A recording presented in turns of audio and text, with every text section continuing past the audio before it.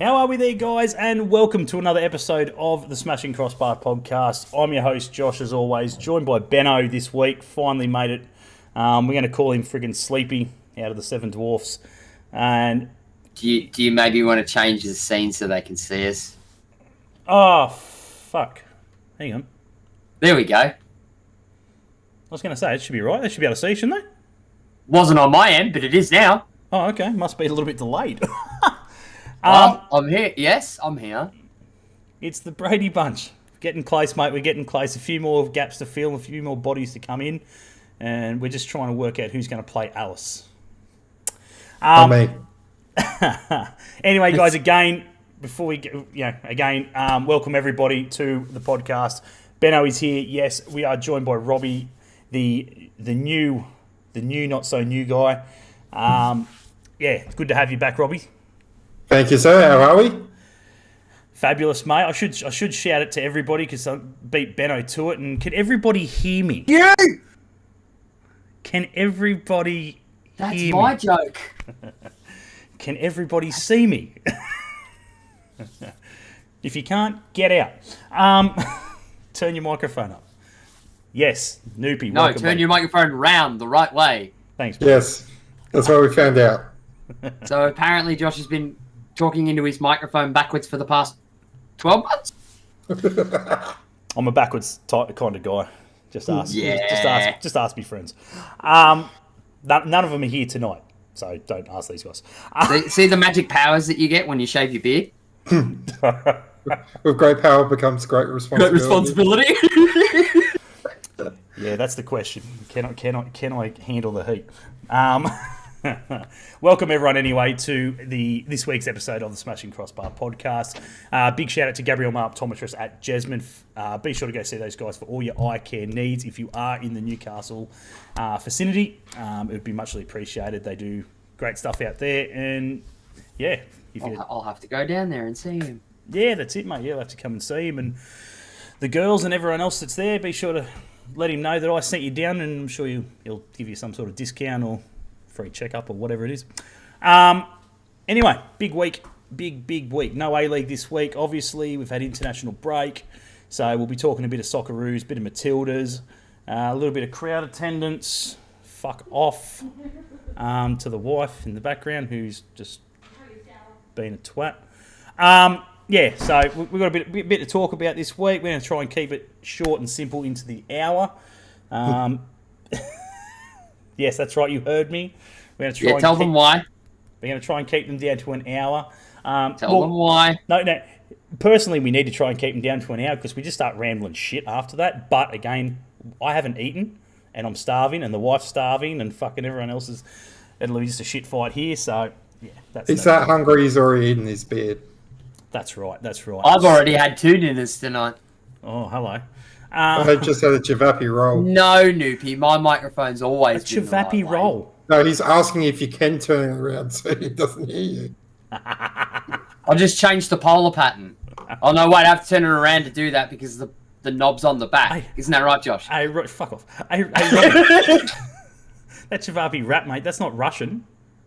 No, oh, mate. Where's the Russian? Where's all the Russian? No, we're going to Serbian, mate. As for those who do come over to South Australia and you want to watch a game of Coopers, by all means, check out RGK beforehand. They do a mean Chavapi. Yep. And I can guarantee you as well, if you definitely want to get some fire in your belly, there's some really good rakia as well. Good glass of honey rakia as well, mate. This stuff will go down smooth and then slap you in the face like you said something. Yeah, I haven't had a rakia. Mean to your nuna. So, highly recommend. So plenty, as I said, plenty to talk about. We talk about the Socceroos and everything else. I think we're going to touch a little bit on the crowd attendance in this episode, which will be probably our main feature, where we'll dive into sort of, our thoughts on crowd attendance and, how good they are. There's been a lot of talk, obviously, in the last couple of days, the fight between Melbourne and Sydney in regards to the Socceroos, where they obviously didn't get a crash hot turnout in Melbourne, did in Sydney, but hasn't got the result. la-di-da. But yeah, again, you guys, if you guys have got any news or anything like that in that we may not know about and so forth, or you feel like sharing with us, be sure to whack that in the chat. That'd be great. Yeah. Other than that, boys, friggin', we may as well. Where do we start? We probably may as well do the from the beginning. Mate, I love that sound of I music. feel bad. I'm stealing all fucking Noopy Zingers tonight. Mate, Jesus Christ. It's what happens after a good sleep. Comes in fresh. You should try it. Yeah, mate, I freaking should. I'd love a good sleep. I just love the sound of music reference. That was cute.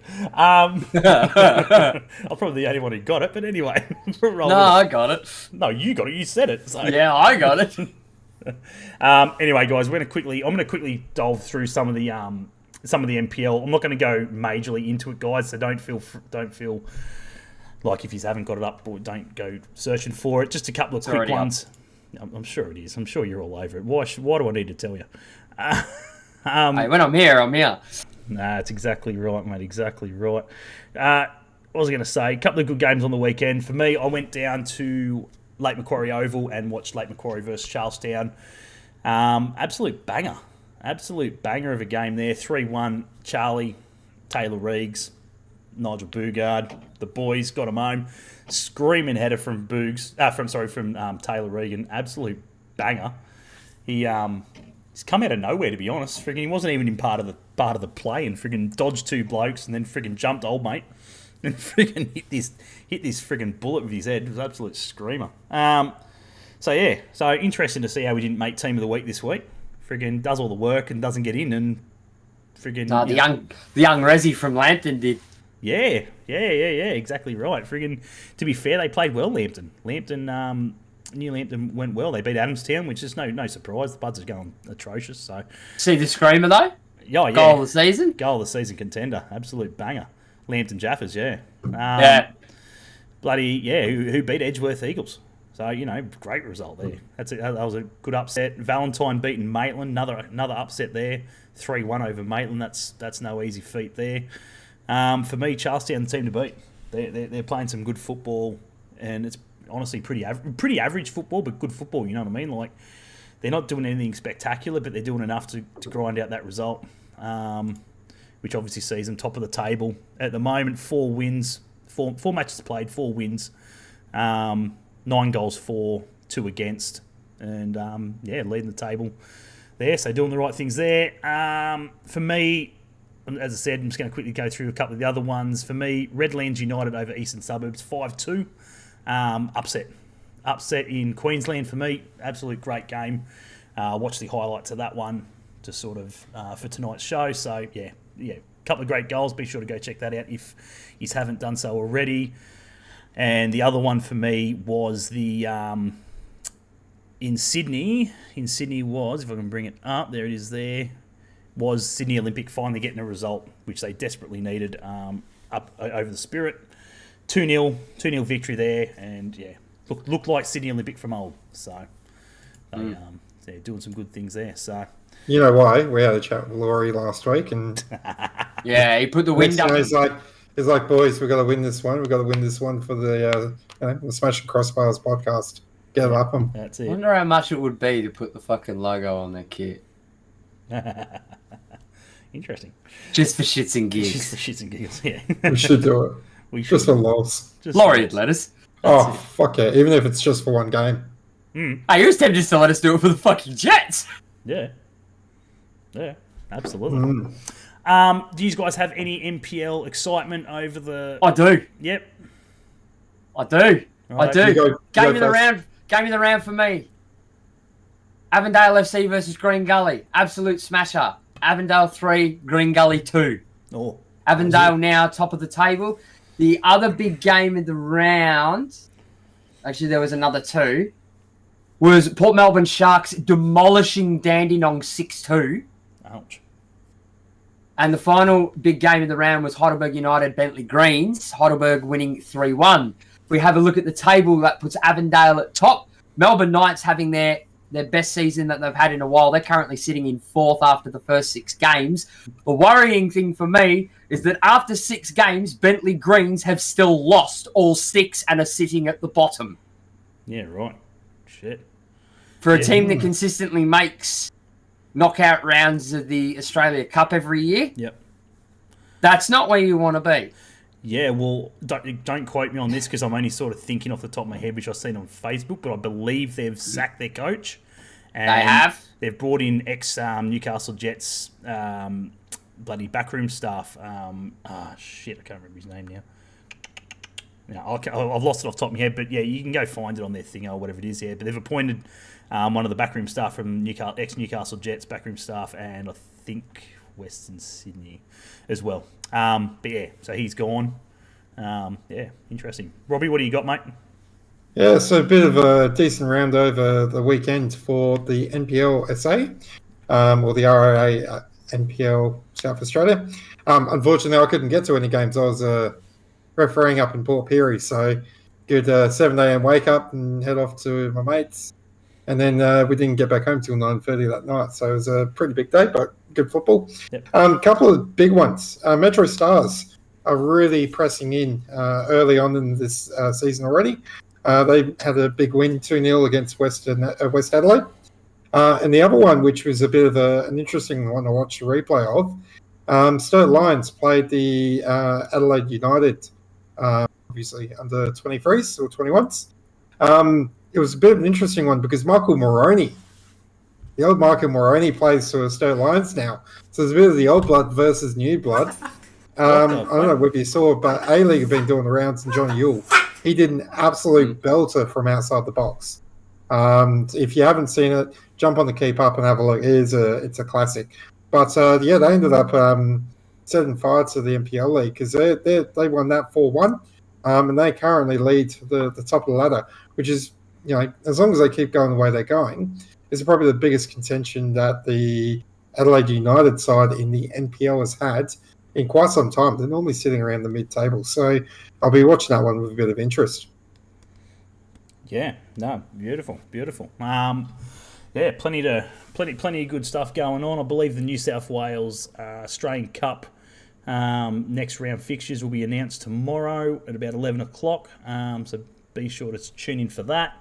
Plenty of games, plenty of decent games, obviously, over the last weekend. And, pardon me, tonight, obviously, here in Newcastle, Croatia versus Singleton is going to be a banger up there at Taro, I believe it is Taro Field. They're playing out. They're playing out of. So that'll be a good one there. League Two versus the League One. So yeah, interesting game there. I believe Croatia won. I think it was. Don't quote me on it. If Lukey's around, I'm sure he'll be able to tell me. 13-0, something like that. 13-1. Absolutely demolished whoever they played. I can't remember off the top of my head now. But friggin', yeah, absolutely killing it. Croatia is the new giant killers. They've come in and they have recruited beyond well with however they're paying them, whether it be in Kranskis or something. Friggin' being the Croatian boys. Brakia. Yeah, Brakia, yeah. So the giant killers are out, and they could definitely cause an upset against Singleton, who are currently leading League One undefeated. So yeah, doing some pretty good things. And there. yes, you are correct, Luke. It is Riccardo Marchioli. Marchioli, that's who it was. I thought it was. Who is the assistant under Pappas in his first year. That's right. I wasn't. Yeah, I thought it was him, but again. Yeah, even Shane piped into the announcement. Oh, beautiful. Which I thought was quite hilarious. Yeah. So anyway, we're gonna continue on. We may as well dive into the Socceroos. It was an interesting one. Just give me one sec, guys. I'm just going to change shirts for the moment. Don't mind me. I feel I'm not going to put it on, but I'm just going to put this on. Well, who are you trying to piss off? Alrighty. So I figured I'd dig this one out of the cupboard. It's me old Northern New South Wales refereeing shirt. Oh, Jesus. Now, just remember, guys, I've got my cards in my pocket. Rightio. So for the bloke who fucking refereed last night, they usually kept it. Oh, really? Or in your back pocket. Fuck me. Absolutely atrocious.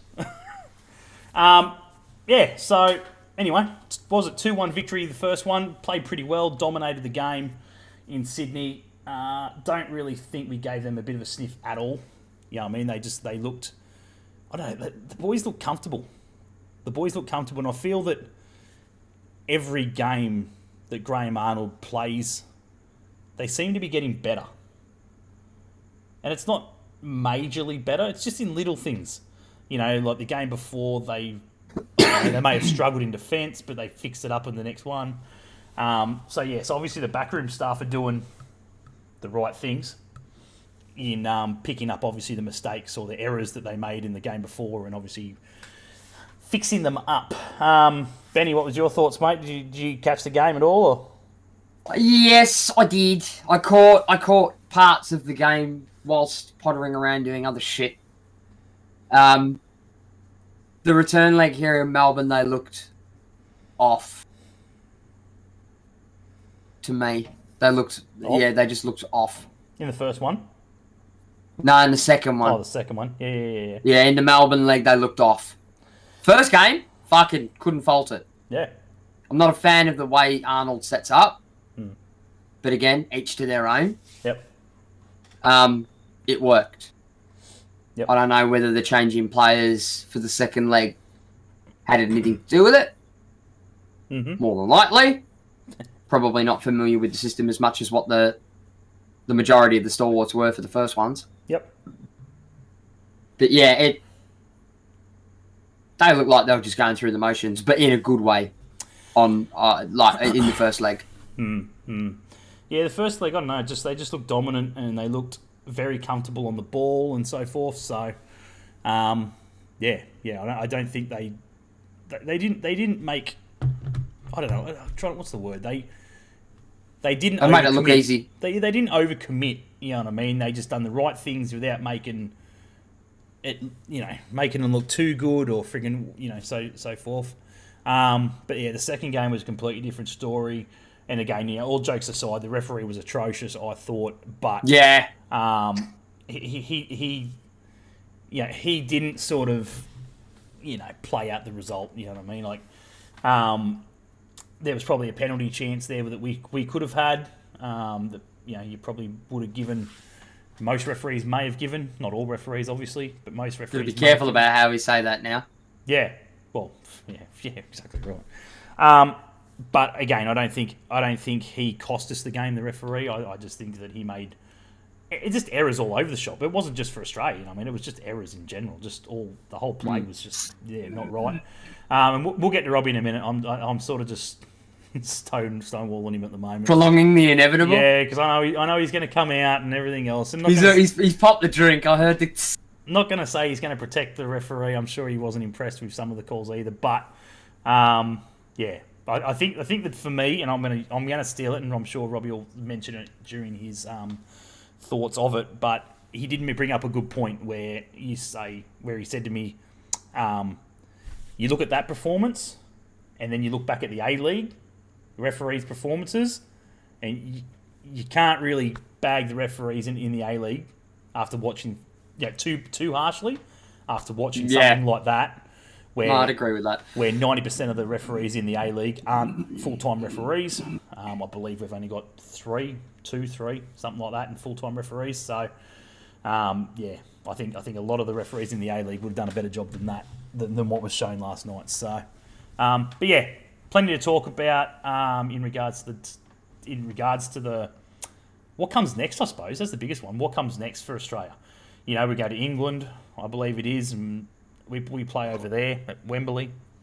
And we got the Asia Cup next year. Asia Cup next year, yeah. So obviously there's a few games in there which we'll prepare for before that happens. So that's what he's got to be looking for. That your quals and your bloody friggin' we'll have the chief officer of vibes back. Yeah, well, you'd think so. The Adelaide young boy, friggin' what's his name? Irakunda. You know what I mean? Like, I'm glad he didn't play him. I think, and I said that from day one, I think just him being there, being amongst it, getting his head around it and stuff like that. He wasn't there to play. No, well, look, at the end of the day, let's say he was, you know what I mean? Like, Arnold's not going to pick a bloke if... He's not going to pick him for a spot. You know what I mean? Like, he's going to pick him if all goes to shit and friggin' we need a bloke to fill that spot, they get injured or whatever it is. You know, he's not going to sit there and go, fuck, I didn't think this was going to happen, I'm going to have to play him.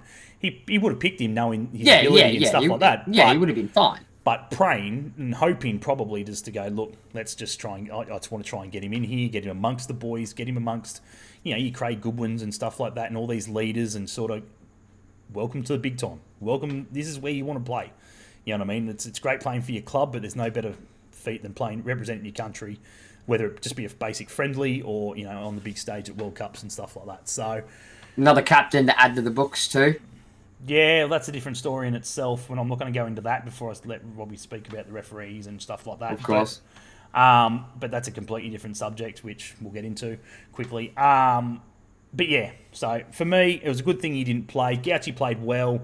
You know, do I think he probably should have come and pressed for that ball that led to the penalty? Yes, I think so. Would it have made a difference? Maybe not. But I feel that he had to come for that ball.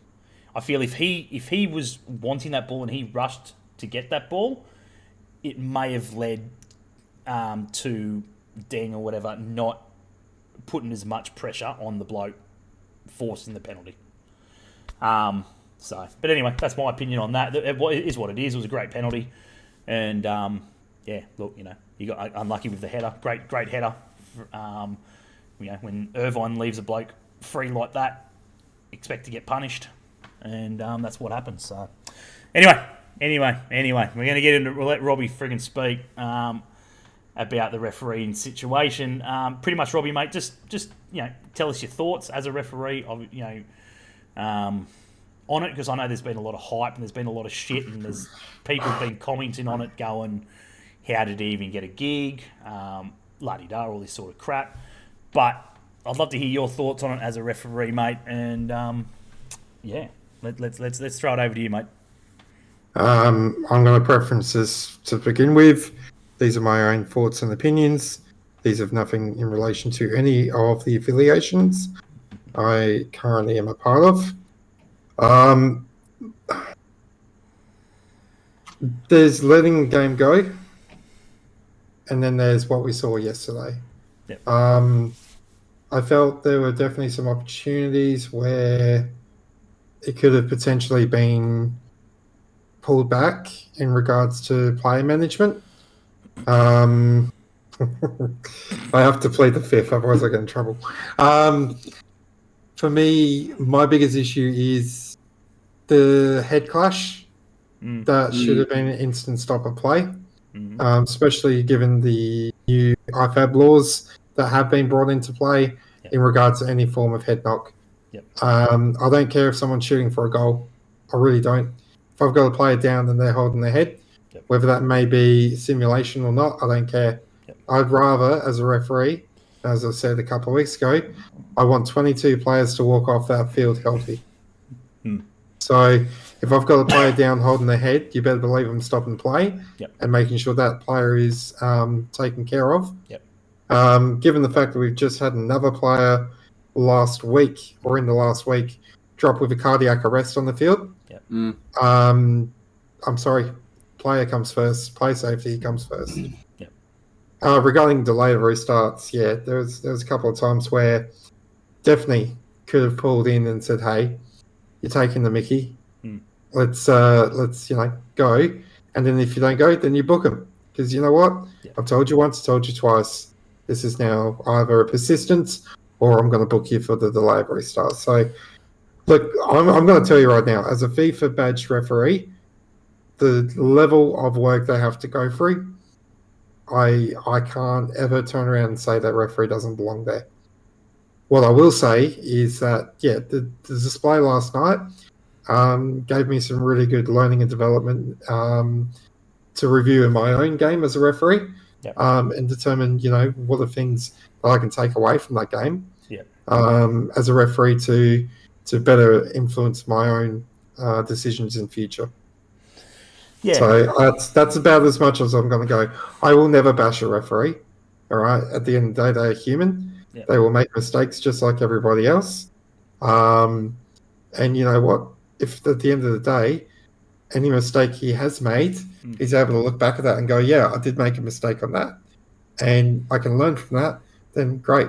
You know, that means that you have progression and you become a better referee later on. I trust me, I got the footage from my game on Saturday, and I thought I had a really, really good game until I saw my work rate and my positioning. I'm like, wow, I can improve here, here, and here. Decisions, key match indicators, they're all fine. But the positioning to be able to, you know, be in the right position, massive improvements needed. Now that we've discussed the referees, give me 2 seconds. One thing I will say about last night is when you look at the lineups compared to the Sydney game, there was a massive difference. Oh, yeah. All right, no Sutter. All right, he's back off to England to get his injury looked after. Yep. All right, on top of that, you had that second leg to be able to blood the new ones. All right, Gauchi, killer first half. All right, absolutely smashed it first half. I'm not sure about the Dang situation. I think at the end of the day, Dang was going for his back no matter what. You could see that was the intent from the get-go because he knew he wasn't going to catch him. He wasn't going to be able to foul him illegally, so he's gone for the penalty, hoping that it's going to be, you know, a professional foul to be able to give it a second chance of being able to stop the score. Really, really sexy pass, if anyone caught it, from Craig Goodwin over to Riley McGree in that first half. That was just that was champagne football. All right, if we can get more of that going on in our national team, there's going to be quite a few opponents that are going to be shit scared of us. One thing I will say is it was nice to see Jason Cummings and Qual back on the pitch together, but I didn't really feel like they had the same chemistry as they did in the World Cup or as they did in, you know, the CCM days. So I don't know whether it's just the fact that they've been away from each other for some period of time, but just didn't really feel either made a really strong presence as they came on as the substitutes. Irukunda, the Adelaide boy in me says I wanted to see him on the pitch. All right, that's me being South Australian. The realist in me, I didn't want him to be on the pitch for one main reason. I wanted that strive and that hunger, knowing that you are this close to getting onto that pitch to drive him for the next 12 months so he makes it into the Asian Cup squad and he goes over there and absolutely demolishes them. Yep.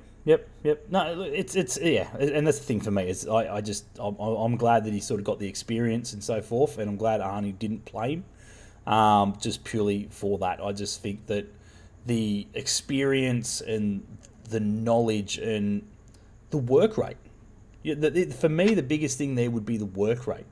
You know, this kid is 17 or whatever, and just it's a completely different level. And Craig Goodwin will be first to state that coming from the A-League into there and then playing with the likes of Riley McGree, who plays 44 games at a minimum a season, and the work rate and the intensity and the squad depth is the other big thing for me.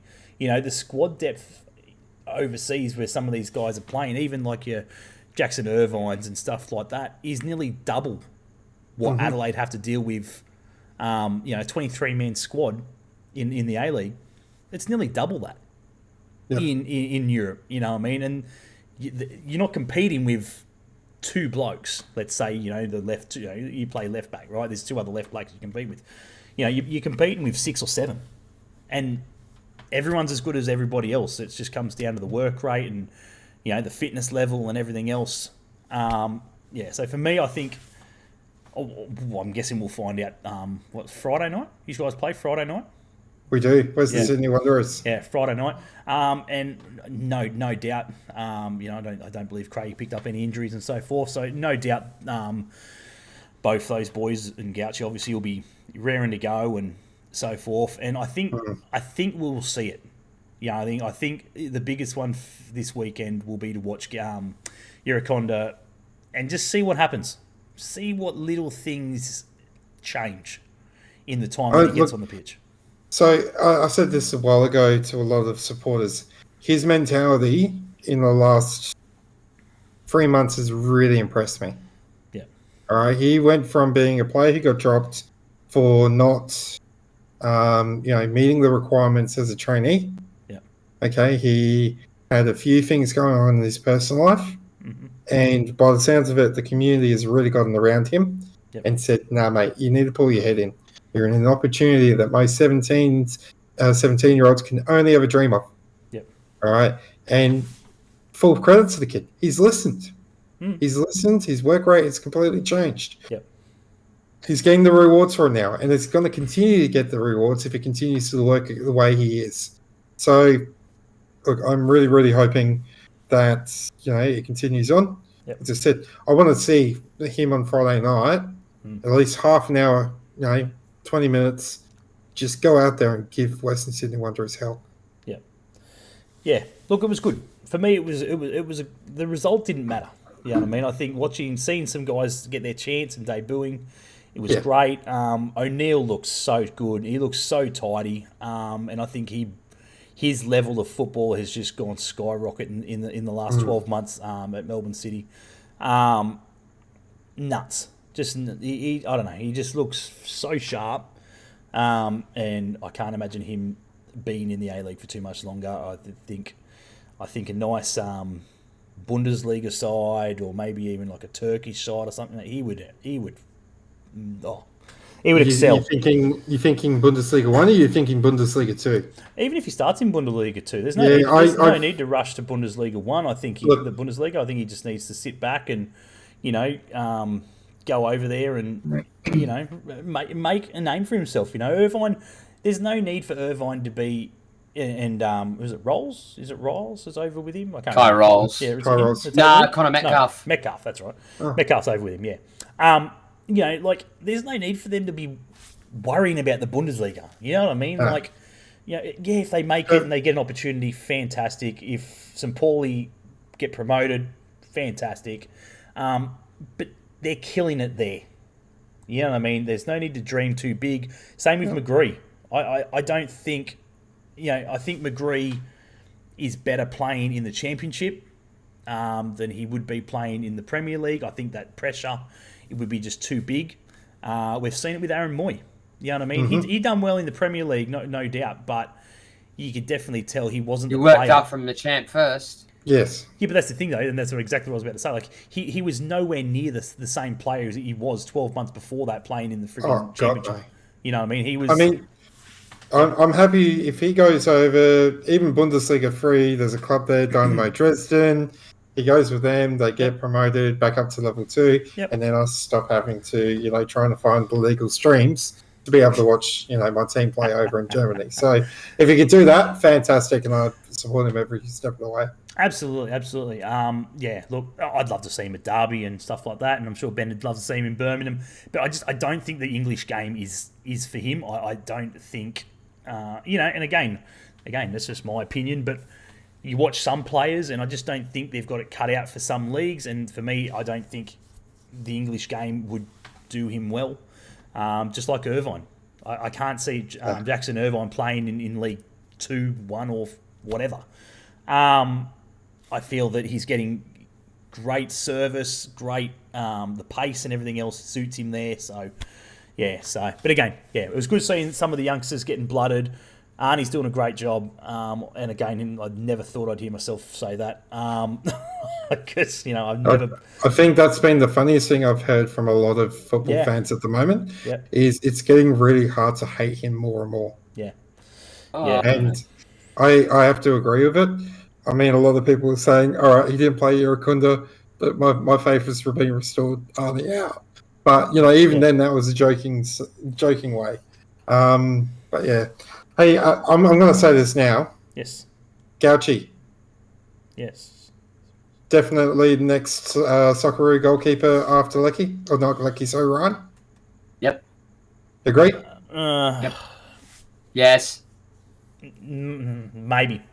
And I only say that because I don't know. the keeping for me is hard. You know what I mean? Like, again, I don't know.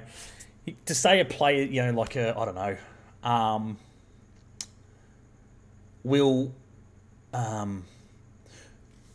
It's a long way off. Yeah, you know what I mean. I don't know how. I can't even sort of put that into, you know, perspective. Like, is Yule going to be the next, you know, Lecky or the next freaking bloody shit? You know, Robbie Cruz or, you know, whatever. Like, you know, he doesn't play Robbie. No, because you actually has some talent, unlike Cruz.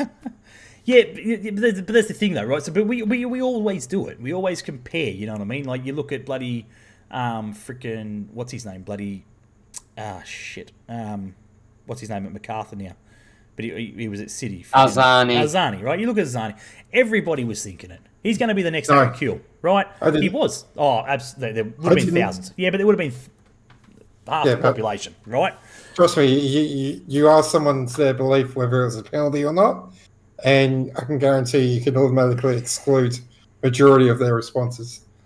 So, yeah. Well, look, Benno would tell you the thing. I've never been a fan of him. I think it was the dumbest thing ever, him going overseas. Who, Arzani? Yeah, absolutely. Like, I said the same thing. It was just ridiculous. I said it was too early. Could not believe he went, and now he's getting. The thing the reason why I say look, not just the fact that I'm like a bit of a fanboy of Gauchi, I'll admit that. Reason why I say this is you can't be a phenomenal goalkeeper. Or, sorry, I'll rephrase this. You have to be a phenomenal goalkeeper at the age of 22 to keep your first choice goalkeeper on the bench for almost 2 years. Delianov, yes, he was injured originally. Yeah. I'll agree with that. However, Delianov has not been injured for almost probably a good 15 months now. Yeah.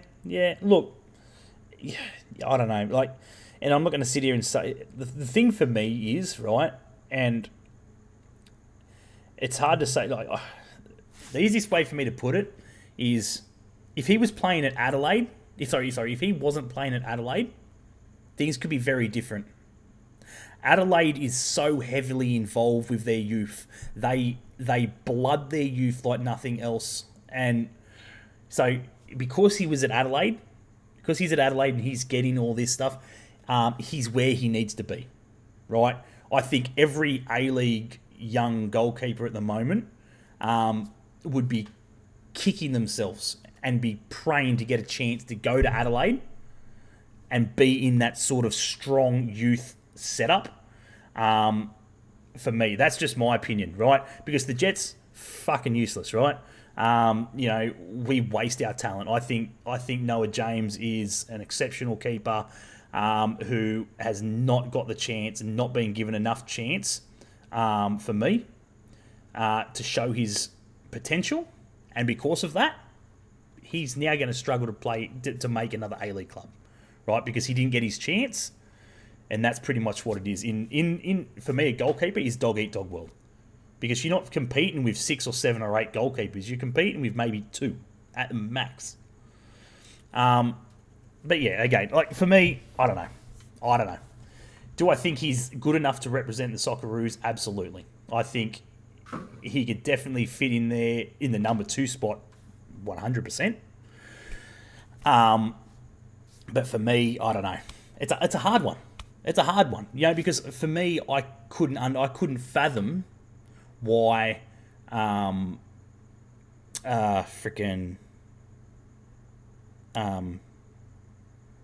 shit, what's his name? He was playing over in Japan now. Langerak. Mm-hmm. For me, I couldn't understand why Langerak was never number 2, right? Because for me, he's the well, not now. He's getting on, but. Let's say 5 years ago, 6 years ago, he was the best. He was number 2. There was no one else, but he couldn't get. Yeah, you know what I mean. Like, I don't understand how he wasn't getting picked, and he was only getting picked because friggin' there was injuries or they needed a third. You know what I mean? Like So for me, I don't know. It's a hard one. The way I put it is right, Robbie. And this is probably the honest truth for me. Is it will determine who is in charge of the Socceroos when Ryan is in his final 12 months of his friggin' international career.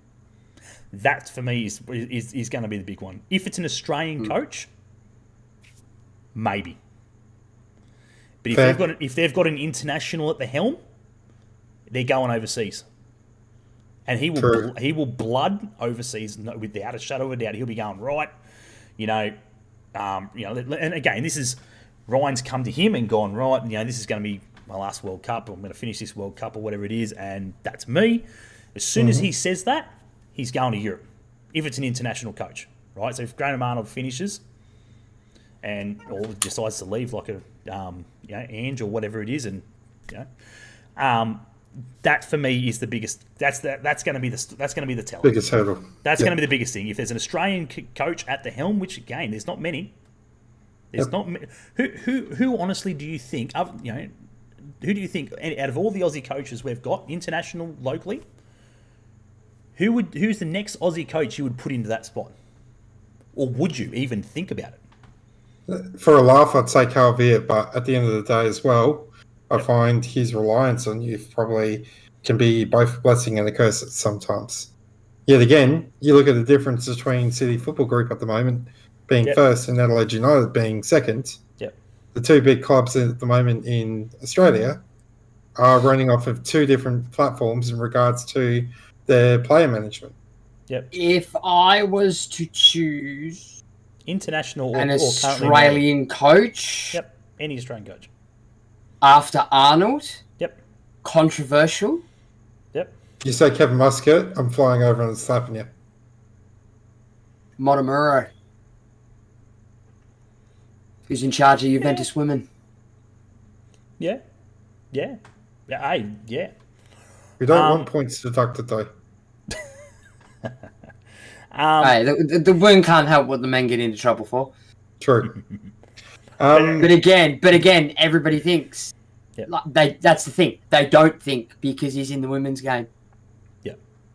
For me, there is no Australian coach that I would put in that friggin' international squad.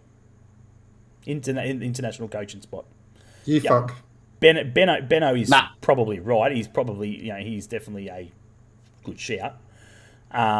But he'd be the closest thing to a fair chat that I'd be willing to give. Absolutely. But I don't think he would take it. I think if they come at him, I think he's very much in the women. If they offered him the Matilda's job, I think he'd take it. Oh, shit, yeah. As a side gig, not a permanent gig. Yeah. He would have If I was having a joke about this, I'd say Marco Rudan, just to see what he'd be like blowing up on the national stage. Nah. Yeah, for me, unfortunately. But no, aside from Motomuro, I don't see another Aussie taking it. No, I don't think. They're not experienced enough. No. Sorry. No, I don't think there's any Aussie that we could put into that. But for me, again, if we were playing in Asia, whatever. You could throw Kevin Muscat in there. You could throw whatever. You know what I mean? Depends if they want how willing they are to throw it away. And break a couple of legs. But that's the thing, though, because they're playing in Asia and so forth. The Australian coaches have got a lot more dynamic and thought process on that sort of game structure. So it's easier to go for an Aussie. They'd set up for a more physical game. Exactly. So it's a more attacking game. Yeah, it's a lot easier to get an Australian coach for that dynamic. But because we play in Europe, you need a winner. Yep. You need a winner. You need a winning coach. You need somebody... and again, any sort of major coach, freaking your Contes, your Klopps, your freaking Mourinho's, you need those coaches. You know what I mean? And you need to find a coach that is willing, who loves the challenge. Not somebody who likes to take the easy route, someone who loves a challenge. And that's for me is the biggest one. But to answer your question, Robbie, I wouldn't be opposed to seeing him as the number one. I don't know. I don't know. I don't know. I don't know. Yep. Do I think there's any other goalkeeper in the A-League that could potentially challenge him for that spot at this right now? Probably not. No. As in goalkeeper? As in goalkeepers right now. Not old goalkeepers. Nah. I'm talking around the same age. No. I do not think there is anybody.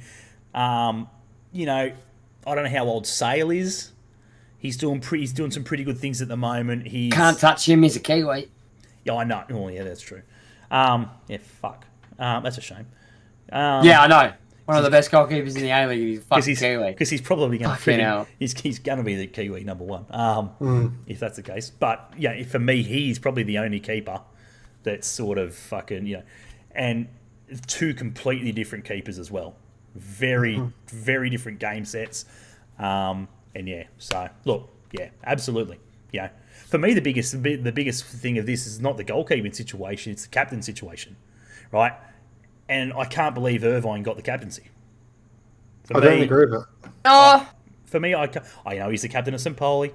All right, I know he's been there. yeah, but Pretty it well, doesn't but matter.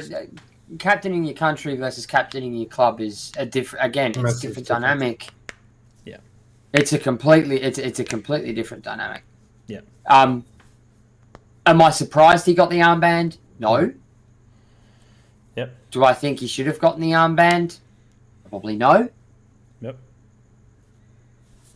Can I think of anybody else right now in that starting 11 from last night that I would have given the armband to? Probably not.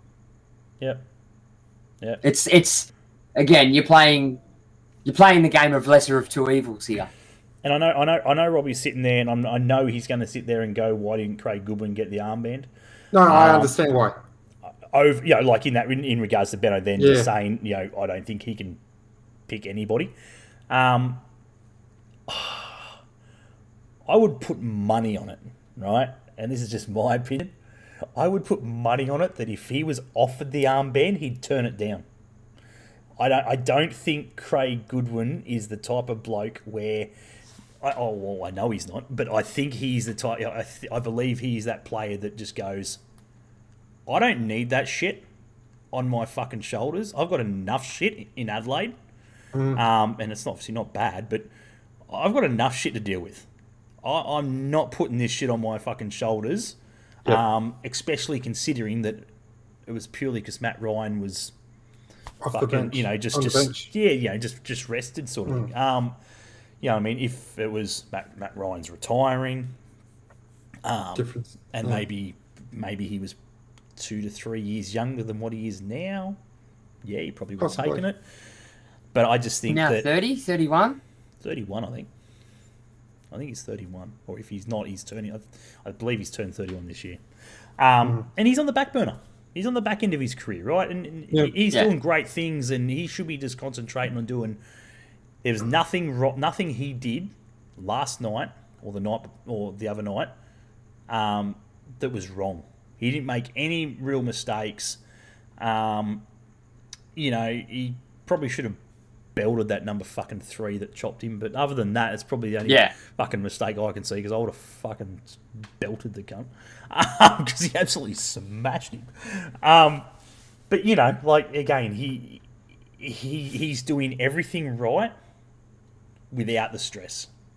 And when a bloke is doing that, it's not even a thought. And I'm sure Graham Arnold would have been just like, if you asked him the question, was there anyone else involved, in line for it and stuff like that? Maybe Craig Goodwin. He'll say no. He would have been going, honestly, I wasn't going to give it to him because he doesn't need the burden. He doesn't need the stress. Yep, he just needs to sort of chill out. And I wouldn't have given it to Goodwin purely based on the fact that he's in, then he's out, and he's in, then he's out, and then he's in, then he's out. And it's interesting, He hasn't had that consistent run. Actually, this is probably his most consistent run that he's had since the World Cup. Yeah, since the World Cup. Yeah. That he's ever had in the Socceroos squad, and again approaching his age now. Yep. Whereas Irvine's been there from 23, 24. A long time. Yeah. And again, there was no one there, right? Matt Ryan would have had it. Aaron Moy then would have had it. Lecky probably would have had it. And again, it may have been for the simple fact of, hey, look, we don't want to give it to you, but hey, it's only for one game till Matty comes back off the bench. Yep. Like, it may have not... Again, we may be reading into something that may not have even been needed to be read into, because they just understood that, hey, somebody's got to wear it and you're the most experienced on the pitch for this game because I'm running youth. Yep. Yeah. It may be as simple as that. Look, at the end of the day, let's say he took it on purely because of that. Whatever the reason may be that he took on that armband, it hurt him. It hurt him severely because his game suffered. That he crumbled under the pressure. His game suffered because he struggled. Yeah, he crumbled. The balls weren't going where they needed to be. Friggin' his defensive mind wasn't there. Like again, the goal was purely his fault. Mainly because at the end of the day there were 4 Aussies there on one bloke, and his reaction time was miles behind. That's 3 too many. Well, yeah, it was.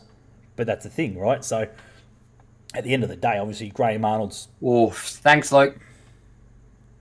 Singleton 5, Newcastle Croatia 2. Oh, winning. Happy days. Here's, mate. Good hit out. Newcastle Croatia friggin' would have done them the good friggin' getting a loss. They've been fucking belting blokes in their own league. I know. What? I've been keeping up to date with it. Anyway. Mindful of the time. Yes. Attendance. Yes. Look, the attendance was pretty woeful. From the stats that I've got up here, yes. It was... I did have it. Where the fuck did it go? It's like 30-something thousand, I think. Match report. The match yesterday was 27,103. Yeah. And the one in Sydney at CommBank was 20,668. There you go. Two pretty poor attendance. Let's be honest. So right? yeah, 20 and a half for Sydney, 27 for Melbourne. Yeah. Okay. Go, Rob. Okay. This is where I'm really getting fucked off. Miffed. Okay? No, I'm pissed. I am sick and tired of this bullshit where we have either got to travel to Queensland, Victoria, New South Wales to watch our national fucking team. I'm going to play a little game with you now. When was the last time the Socceroos played in Adelaide? Couldn't tell you. 2000. Off the top of my head. 2000. Yes. Right so far. Mm-hmm. Yeah. 2008. A bit closer. A bit further on. 12. Oh, yeah. 2017. Yeah. Oh, 17. Oh, fuck. I didn't think it was that. Oh, okay, that's not bad. 6 years ago. Okay, yep. Righto. That's pretty good. How many times have the Socceroos played over in Melbourne and Sydney in those 6 years? Not too many. COVID. More so in Sydney than what they would have in Melbourne. Yeah. COVID obviously played a big factor into that. Freaking World Cups, blah, blah, blah. Yeah. So look, I can not as appreciate many. that. Yeah, not as many, but obviously a lot. Yeah, Melbourne and Sydney would definitely be the major two. So this is where I'm getting confused. Yep. All right. Yep. We want to build this game nationally. Yep. So why is this mentality that the only way it's going to build is currently on the Eastern Seaboard? Counter question. How the fuck can we have 27,000 people midweek in the pissing rain in Melbourne rock up to a Socceroos game, but you get less than 10,000 to a fucking A-League game every week? In the beautiful sunshine on a Saturday. In the beautiful sunshine on a Saturday at fucking Amy Park. Oh, where?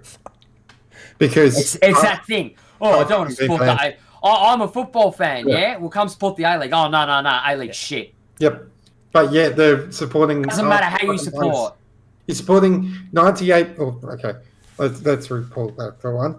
You're supporting 75% of players who fucking play in the A-League currently or have just left the A-League. Playing for our national team. Yeah. So I don't understand. Who are generally more Croatian than what they are Australians. Yeah, I think the biggest issue out of this whole scenario is not with where it's played, right? It is because at the end of the day, and this is the crazy thing, right? It all comes down to the fucking government. Does it? Absolutely. Absolutely. Yeah. It's whoever wants it more, right? Whoever's willing to pay more for it. FFA. Here's a question though. Yep. How are you supposed to know if you're not fucking told? I guarantee you they were told. No, I'm not even shitting you. The FFA would have put out an email to fucking every governing body and said, fucking, we're going to have 2 games in Australia. We've agreed terms with Ecuador to come out for 2 games in fucking whenever, and we're going to have them played. Have at it. And that's what it would have been. I guarantee you, man, Adelaide would have known about it. Perth would have known about it. Fucking Tasmania would have known about it. Everybody would have known about it. And then it comes down to the government to frigging put in there a bid. And it's not a money bid. It's, well, frigging, we've got fucking Ed Sheeran and fucking whatever it is on this weekend as well. So there's no point of us having it. Because in saying that, half the shit's, how fucking ugly does it look for an international friendly to have the fucking Sharon football marks on your pitch? One of the guys in my group chat last night, one of the greatest fucking calls of the day was when I think Ecuador skied it, and they're like, what the hell is that? It was probably got confused with the 9-point rule. Because it was literally on one of the fucking 50-meter arcs. I can tell you right now, they were sure as shit not going to host the thing at Amy Park.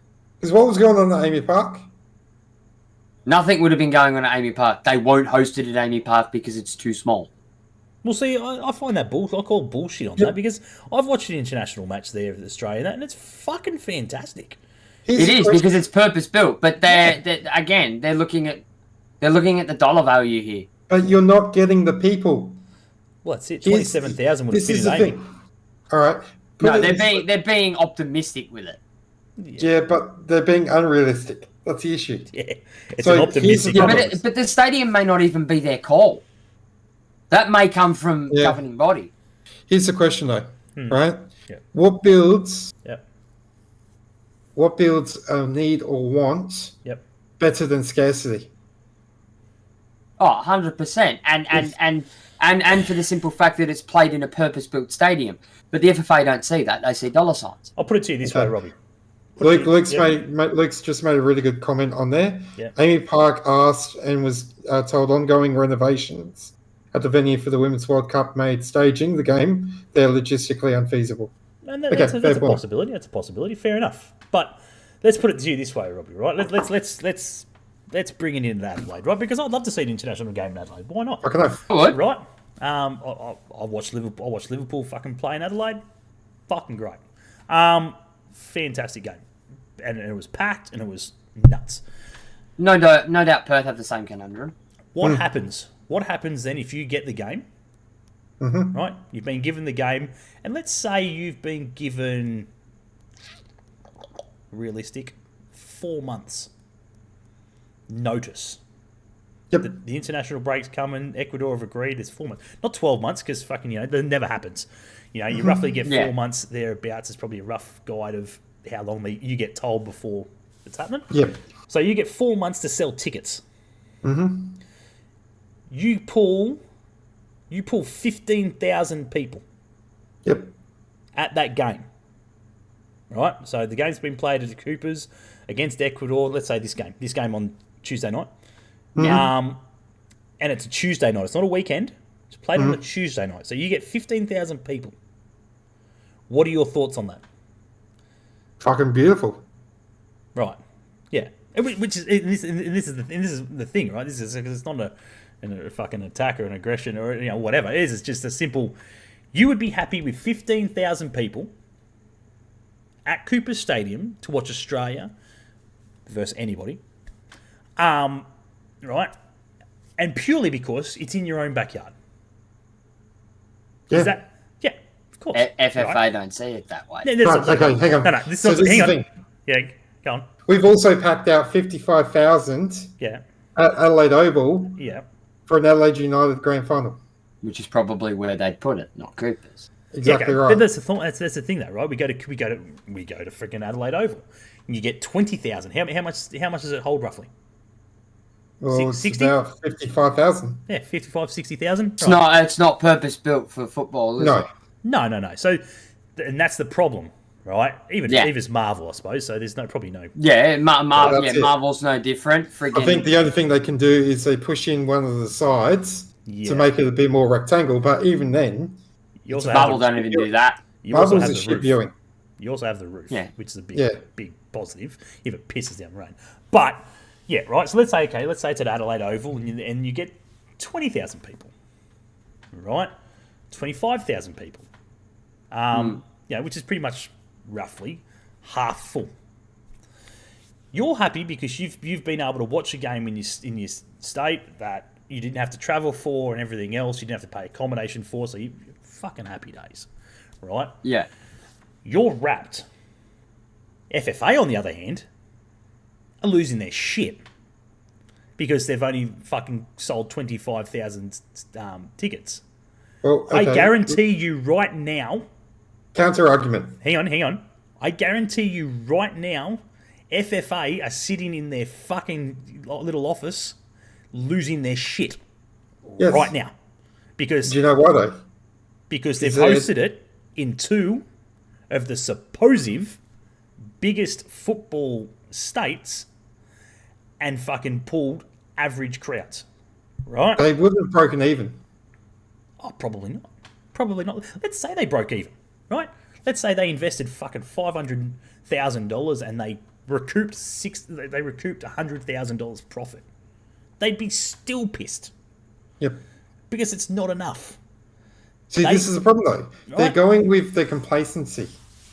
Yeah. They're going with complacency because they think because they built this whiz-bang fucking stadium in Sydney, it's going to be filled. I'm sorry, your problems with Sydney FC happened a long time ago, even when you had the old stadium. Yep. As soon as Sydney FC played a game, oh, look, there's a drop of rain. No, I better not go tonight. Yep. All right. Adelaide, we're an event. We're an event capital. All right. That's what we do. As a way. If you turn around to fucking the South Australian football community, right, which is pretty strong, and say we've got Australia playing, doesn't matter who it is, Australia is going to be playing, I can guarantee you would get 75% full of a Adelaide Oval or 100% full of Coopers. And you know what? At the end of the day, if you get a maximum capacity at Coopers, which I think at the moment is about 18,500. I say we get 18,500. Yes, it's not 20. Yes, it's not 27. But you know what? You've got a lower cost in regards to your overheads, having to deal with that capacity. Yep. It's going to sound fucking better on TV. It's going to look better on TV. And at the end of the day, people are going to go, fuck, I've missed out on tickets of that. It was sold out. I've got to go again next time. Yeah. Again. Right. Which could be in 10 years. Yeah. Okay, so we're going to wrap it up. We have hit that mark. But I'm going to leave you with this because this is something that I have strongly put forward to people in the football world. Conversation, just pure conversation we've had and shit like that. And I still, to this day, cannot fucking believe that it has not happened in the, let's say, the last 30 years, in my lifetime anyway, is this. We've pulled under 30,000 people for Australia versus Ecuador. We will be lucky to crack 30,000, I believe, at a group game in the Women's World Cup. Australia versus friggin' whoever the fuck they're playing on the Wednesday, right? World Cup. I still reckon we'll be struggling to make 30,000. The first game against Ireland will be big. Why? Because we have a fuckload of Irish in this country, right? And they will be flocking to see their country play in a World Cup that they probably... Mate, they'll be taking the day off and drinking in the fucking probably pub 12 months ago, didn't even expect them to fucking make it. I will not see my Irish workmate that day. 12 months ago, they probably didn't even know that the fucking Irish had a women's football side, right? But now they do, they're on the bandwagon, and they're frigging going to be going nuts for it, okay? So, you've got 30, let's say you get 35 to that, 40 to that. The one thing I've spoken about with numerous football bodies, a lot higher up than friggin' the A-League and stuff like that, is this. How is it that we have had, I would say, at a decent level in coaching, a minimum of 15 Greek background coaches, estimated at least 100, surely, 100 international footballers for Australia that have Greek background. The biggest Greek population outside of Greece in this country, yet we have not thought about getting Greece into this country and hosting a game at, say, the MCG. Do you believe that we would get 100,000 people at the MCG if Australia played Greece? Absolutely. I don't think you'd get 100,000. Absolutely. But you sure as hell would go over capacity for Marvel. Oh, mate. There was 99,000 friggin' at bloody fucking Melbourne victory versus Liverpool. You won't fucking... you ain't getting that in Amy or Marvel. No. Not happening. Not with the Greek community in Melbourne. Not happening. You would have to play it at the MCG. You would have to, right? Unfortunately, yes. Yeah, you would. Because it's a fucking terrible stadium for soccer. Mate, I watched Liverpool play Melbourne victory there. And Did you take your binoculars? No, fuck that. I paid $150 and sat fucking right behind the bloody dugout in the cop. Fuck that, mate. You're lucky. And it was fucking next level. It was the best atmosphere I've ever experienced in football. Right? Yeah, I was going to say, because the last time I was at the MCG was for WWE, watching Undertaker. Oh, yeah, but see, that would have been shit because it's, ring. The ring's I mean... Yeah, I mean, great last experience. time I was at the MCG would have been the opening ceremony of the 2006 Commonwealth Games. Oh, wow. And that shit was fucking packed. Yeah. Mate, that was mental. That was like 115,000 people or something. Put it this way, I love watching AFL, and I'm a Carlton fan, and I think I've been to the MCG to watch AFL twice. I think it's the worst friggin' ground. You've been more than me. I think it's the worst ground to watch AFL. I can't stand it. But football at a good level, if you're up in the rafters, fuck yeah, take your binoculars. But if you're at a good level, absolutely nuts. I would love to be just to sit in that. I'd love to be there. Australia versus Greece, international friendly or whatever. The place would fucking go nuts. There'd be banners. There'd be streaming. It'd be like you were playing like Olympiakos versus fucking Panathinaikos. It'd be fucking mental. Could you imagine if it's at the MCG, rather the cars being parked and there's barbecues, it just slam spits around the car parks. You could host great fucking food. Oh yeah. You could host, but the thing is, you could host that game anywhere, right? Let's opt a stadium, right? Let's say it's bigger than, let's say Australia's got a stadium in Brisbane, 15,000 higher than the MCG, right? Which makes it, what, 135? What? Nah, it's not that big. 100. Well, what's capacity there? 102 or something. 102. It's about 102 at the MCG. And that's with standing capacity. Yeah. It's only just over 100. It wouldn't matter if it was in Brisbane and the Greeks had to travel from fucking Melbourne. Not the the Greeks will travel from Melbourne. Oh, yeah. But that's the thing, though, right?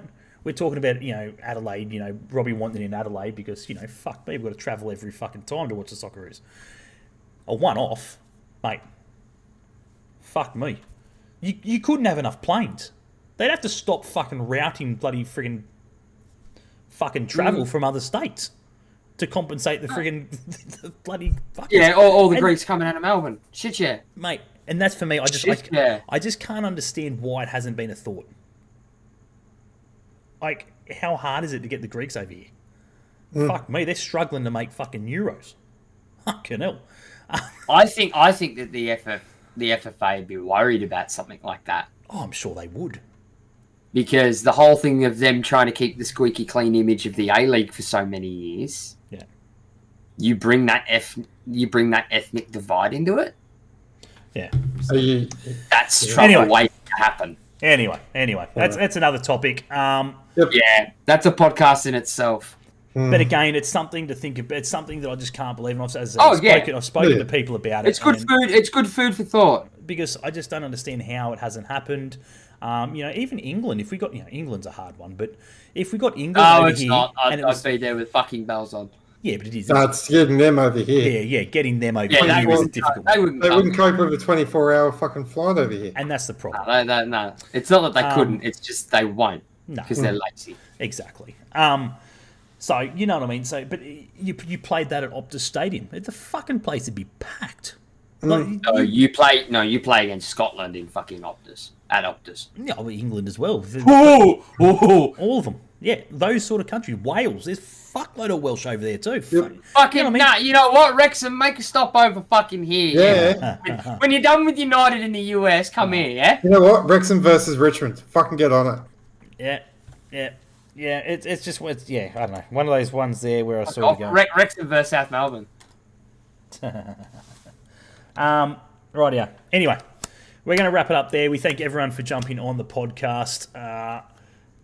As we've said before, we need to sit down and do it. We're struggling to find time with each other to get it done, but we are going to change up the podcast a bit. There's plenty of changes coming this year. We want to get done. Make room so Robbie can sit on the bottom bar with us. Yeah, that's right. So we're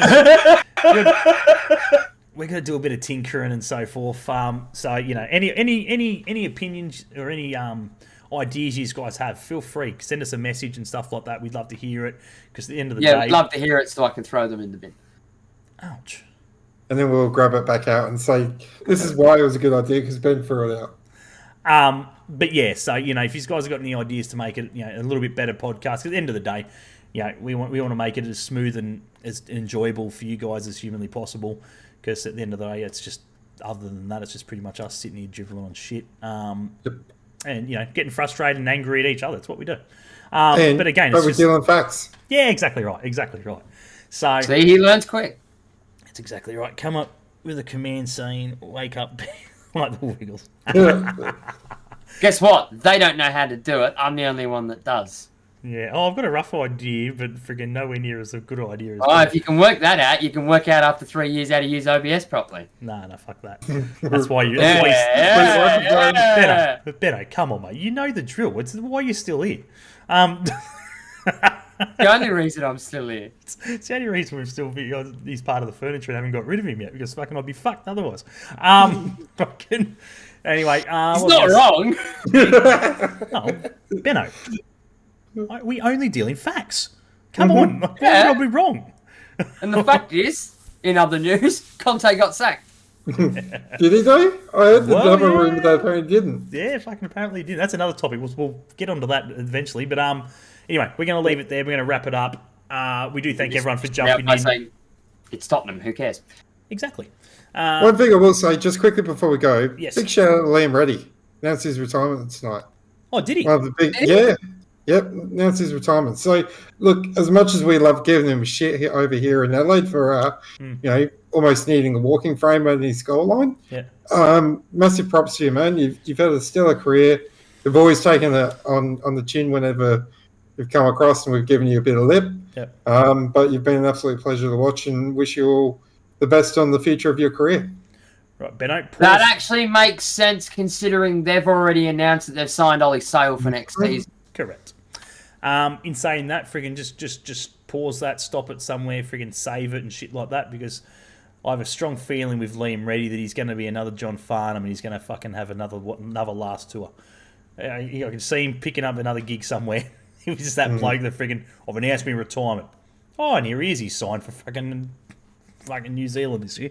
He'll go down into the NPL system. Yeah, absolutely. He'll kick on for a little bit. Anyway, big shout out, big thanks to Gabriel Maher, optometrist, again for the final one tonight. Be sure to go see those guys if you haven't done so already and you are in the Newcastle area. Big shout out to everybody who's been here tonight. And a couple of quick ones before we do go. Big shout out to freaking Claire Coelho announcing her retirement the other night. Absolute stellar. We love having her on the show. We will get her on once the season finishes and we're able to get fucking Newcastle Jets players on the show to freaking have a chat and dissect her career and thank her in pretty much in person, as person as we can get. And the other one being Tara Andrews, another stellar career leading goal scorer for the Jets women. She's been there over a decade, and good luck to her in whatever she's going to continue on with next. And other than that, big shout out to Ben Foster, Wrexham saviour. Freaking clean sheet in his debut. Absolute. I can't imagine. I watched fucking 15 Co-Pro minutes. in the goals. 15 minutes apparently friggin' is all it took for them to get fucking Ben Foster out of retirement and onto the Wrexham pitch. So let's just say fucking you must have a good jaw. Because money I'm sure wasn't involved. Nah. Hang on. You get a chance to play for Ryan Reynolds and the other guy, the other Rob. It's not why. That's the viewers.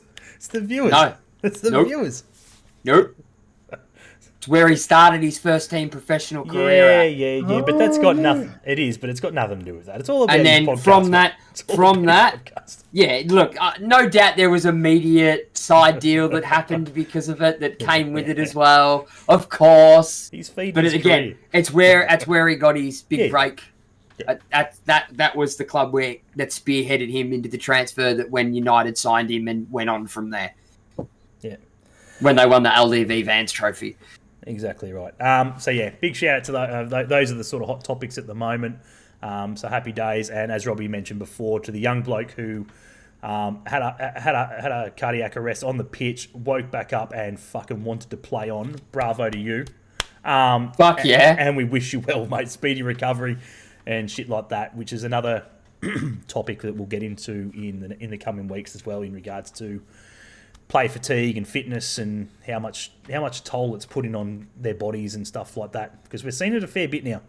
You know what I mean? Obviously, it's becoming more common than not. So it's a topic that we'll talk about, and we might even see if we can get on to somebody who knows probably a bit more about it than we do on the podcast to dissect it a bit better. So anyway, guys, we'll leave it there. Take it easy. We will see you guys next week. Enjoy your A-League this week, wherever you may be watching it. Ben, are you going to the game on Sunday? I was waiting for the freaking... I didn't even know they were playing down here. No, I knew that they were, and I've been trying to juggle finances, but it is not feasible at the minute. Fair enough. It's either go to the game or go to Newcastle. You've already bought your ticket. You don't have to pay for accommodation. What are you on about? No. It's other stuff that I've got a provision away for that. Oh. It's more more the fact that I'd much rather watch them play against the Coast than against City. What's he buying me? That's fair. I'll buy new shit. Shit, eh? It's the extra I know I'm probably going to end up being charged in luggage on the way back. The board just went up. Anyway, we'll leave it there. Yes, Ben, I'll be here in a couple of weeks, so I'm sure you'll be sitting right here. And freaking I'll be on it. Hang on. No, I'll be back on the Wednesday. I'll be back. So, no, we'll work it out. We might do a special up here. Anyway. All right. We'll speak to you later, guys. Big cheers to Robbie. Thanks, mate. Thank you very much. Benno, as always, a pleasure. Be sure to go check him out. Corner Flag Games. Pretty much Friday nights and Sundays are the regular streams. Hopefully he stays awake for you guys. Someone go back and play the friggin' last Tuesday night when he played Truck Simulator or whatever it is. Forza. Oh, was it Forza, was it? Oh, I thought you were doing It was trucks. a Forza Horizon. Oh, sorry, my apologies. We say trucks, but it's driving. Okay, right. I heard trucks last time you mentioned it, so I figured that's what he was doing. Anyway. Yeah, we say it's trucks, but it's Turbo Tuesday. Be sure to go check out Benno, Corner Flag Games, and so forth. Give him a like and a subscribe and all that sort of jazz. And I do believe he has fallen asleep during one of those streams, so I'm sure it's there somewhere. You've fallen asleep midstream somewhere. You have. Only here, only on the pod. Well, fucking Christ! Only on the pod. Don't we feel special, eh? The boring shit must only happen on our podcast. Anyway, Because I don't. No, it's because I don't have a controller in my hand to keep me busy. just a dinky podcast. It's what we're here for. Entertainment. No, I'll start doing the podcast like this then, and then I won't fall asleep.